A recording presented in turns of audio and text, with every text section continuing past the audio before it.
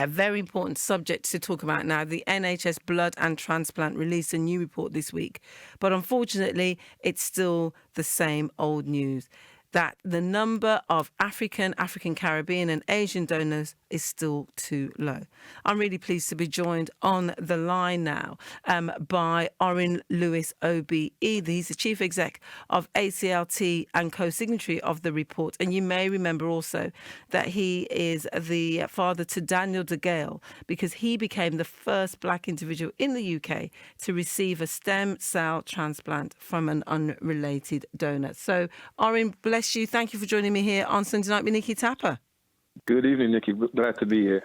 And Orin, you know, for you, this has been well, you could say more or less most of your life, a campaigning to really encourage those of African descent, African Caribbean backgrounds to become donors. But for those who aren't aware of the little snippet I've just shared there, that fact about DE-GALE, tell us a little bit about him and what inspired, you know, why that inspired such a move for you to, along with his mum, to set up ACLT. Yeah, well, Daniel, my son, was diagnosed back in 1993 with acute lymphoblastic leukemia, which is a blood cancer. And there was an expectation that he would be okay after 2 years of treatment on chemotherapy. But sadly, it let him down, and he relapsed on a couple occasions. And the very first time he relapsed, the physicians at Great Ormond Street Hospital in London, they said he needs a bone marrow stem cell transplant. And so few black or mixed race people had registered in the United Kingdom over the 23, 24 years existence of the registry at that time. Myself and his mum, Beverly DE-GALE, decided to do something, and we formed the African Caribbean Leukemia Trust, the ACLT, to help Daniel and anyone else like him. And we spent ages going up and down the country, especially in the West Midlands, in Birmingham. We came to Birmingham quite a few occasions to actually do a lot of registration drives and recruit black and mixed race people and people of all races to become potential donors. And it took 6 long years before Daniel found a donor. And the donor was actually found in Detroit, in America, because on bone marrow donation, it's a worldwide initiative search. And eventually, after a 6-year battle, Daniel finally got his transplant, allowing him to pass GCSEs, A-levels, up to university, with a plan to be at the London Olympics as a trained sports physiotherapist, doing great things in life, inspiring so many others. But sadly, the long wait for Daniel's donor to be found, the amount of blood transfusions that he was needing as part of his regular treatment, resulted sadly in us losing Daniel at the age of 21 in October 2008 to multiple organ failure.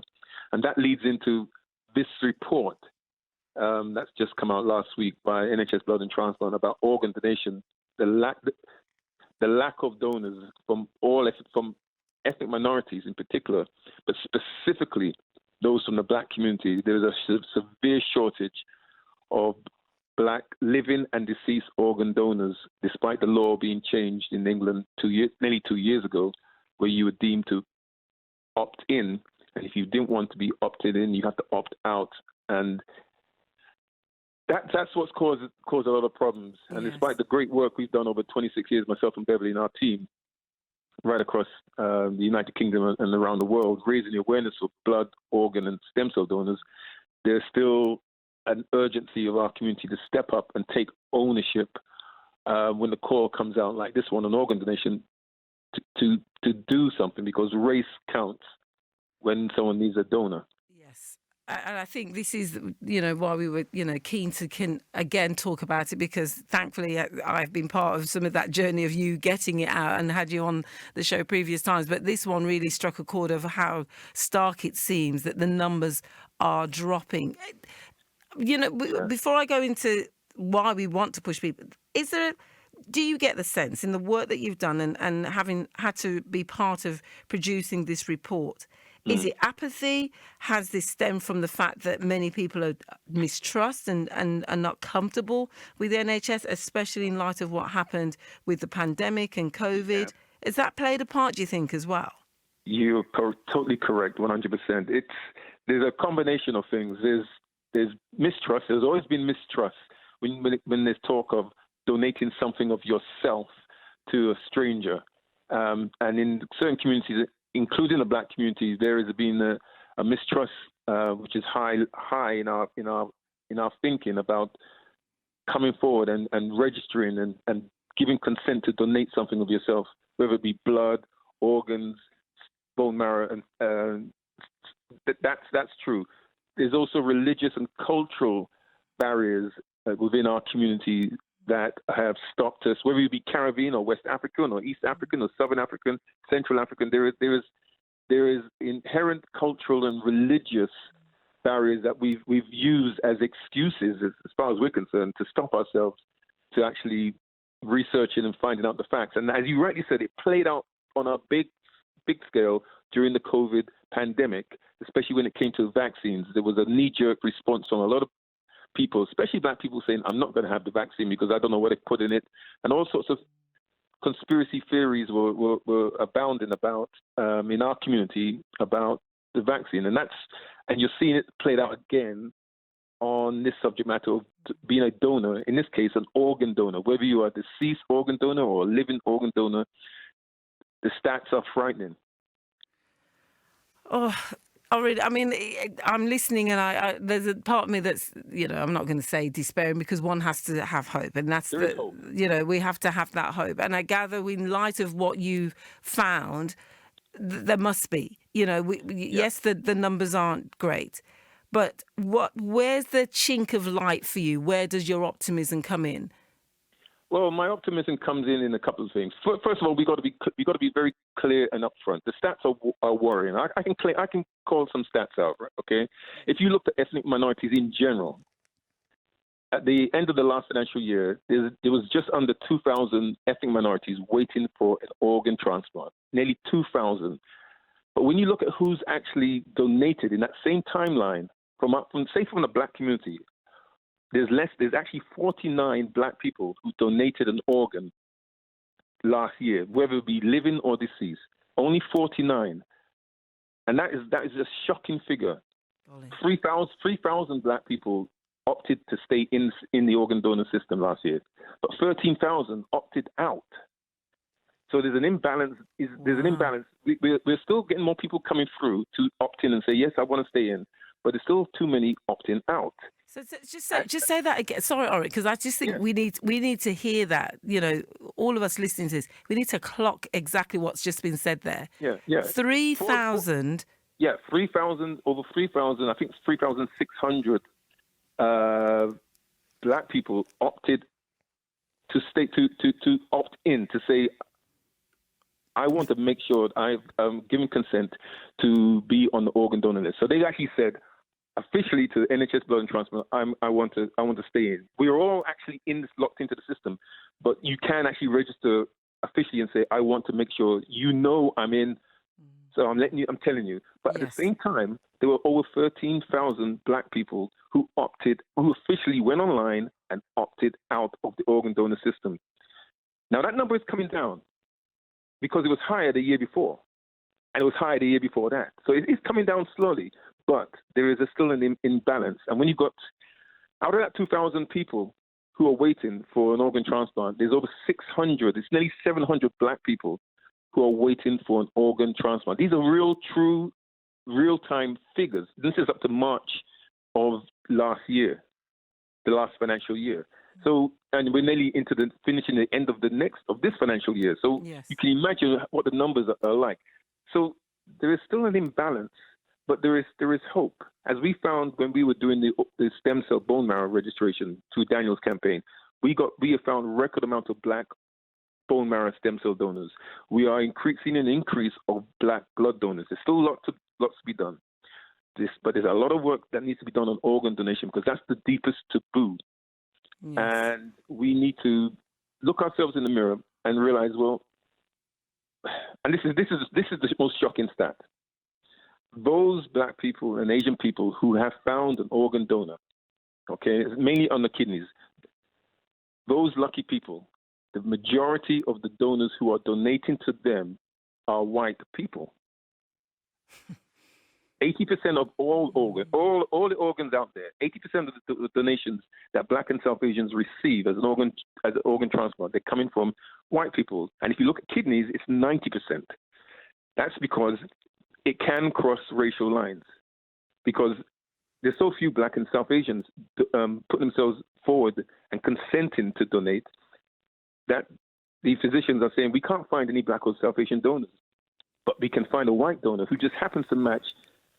And exactly what they need. Well, yeah. You know, Orin, and that just tells you anyway that we're all part of one race. You know, Exactly. if I want to, you know, don't want to get too spiritual, but, you know, bottom line, that just tells you a part of the one race. However, as you're rightly saying, specifically to the African Caribbean, the African person, it is key. And when we're hearing that number, everybody, when we're hearing 3,000 said yes, but 13 said they've gone on and opted out, that is the number that we really need to bring down. And we are the only ones who can change that story. We are the ones who have to have the conversations and say, it's all pithal when you're hearing the Obia man going come for you, Duppy's going come for you if you give your body part. It is not true. Orin, when you've been doing this, and in light of, you know, Daniel's passing now 15, 16 years on, why do you still do this? Come on a show like mine and encourage our communities to look at themselves and really think about the selfishness that you could, you know, I could be quite blunt and say that it feels as though we are serving out to the very community we say we love. Because a couple of reasons. One, myself and Beverly don't want anyone to go through what we went through with Daniel. We won't wish that on our worst enemy. And and Daniel needed blood, bone marrow, and an organ transplant. He needed all three. And we wouldn't want any one of those types of diagnosis, disorders, and treatments to be on someone else's family and their loved ones. Two, we know the Black community, when pushed hard enough and prodded and pricked and cajoled hard enough, can react better than any other group out there, period. We can do this. We've done it enough times. But we seem to feel that the world's against us and we are looking for someone else to bail us out. And at the same time, we are the first ones rightly to say Black lives matter. Black lives do matter. But when it's something that where we are the only options and the best matches to help Black lives, we don't. We step back and we use apathy and religion and culture and selfishness to get in the way. We must stop that, you know. So we don't want to bury any more organs, healthy organs. Healthy organs are being incinerated or put into the ground, 6 feet under the ground, are no good to anyone. Yeah. Let's have a conversation with our loved ones. Tell our loved ones, if something happens to us, we want it to go and help our own people, because that's how this thing works. Let's help ourselves. Let's prove we can do this, because we can. Orin, thank you so much for speaking to me here on the show. You know, again, thankfully we are on. But what would you say for those who are just wanting to inquire? They can just double check with their GP. How does that work? To make sure that we are on that register and that we are not saying to our GP, or if we're in hospital and God forbid there's a DNR on our family member, that we've made sure that, you know, they haven't opted out. What can we do? You can, for general information, go to ACLT.org and see how you're one click away from finding out and a bit more about organ donation, as well as other forms of donation. You can go directly to organdonation.co.uk and just put in your details, your name. It will be there. What you got to remember, in England, everyone is deemed to be opted in. So you're locked into the system. If you don't want to be an organ donor, you have to opt out. And that's what 13,000 people have done. We don't want that. Yeah, that's the key message.